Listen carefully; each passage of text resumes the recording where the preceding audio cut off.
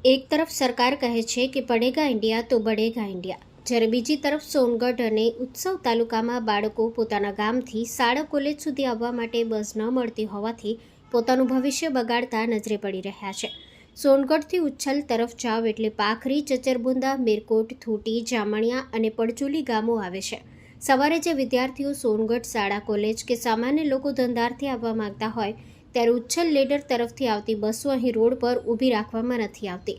અને ઊભી રાખવામાં આવે તો એ પહેલાંથી એટલી બધી ભરેલી હોય છે કે તેમાં બેસવાની જગ્યા નથી હોતી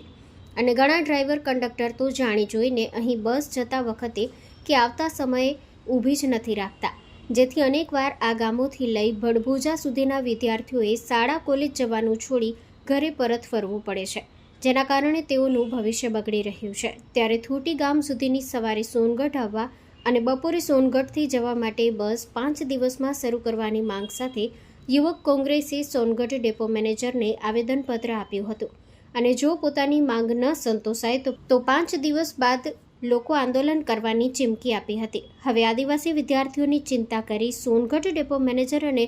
યુવક કોંગ્રેસ સમિતિ તથા મધુરભાઈ ગામિત વિદ્યાર્થીઓના હિતમાં બસ માટે આંદોલન કરે છે કે નહીં તે આવનાર દિવસમાં જોવું રહ્યું। તાપી જિલ્લા યુવક કોંગ્રેસ પ્રમુખ આજરોજ અમે સોનગઢ ડેપો મેનેજરને આવેદનપત્ર આપવા માટે આવ્યા હતા કે જે મેરકોટ ખાતે બસ સ્ટોપ છે ત્યાં બસો ઊભી રહેતી નથી, એ બસો ઊભી રાખવા બાબતે અમે ડેપો મેનેજરશ્રીને આવેદનપત્ર આપવા માટે આવ્યા છે। અહીંયા હવે જો બસો ઊભી નહીં રહી તો આગામી 5 દિવસમાં ગાંધી ચિંધ્યા માર્ગે વળીશું, જે સમગ્ર જવાબદારી તંત્રનું રહેશે।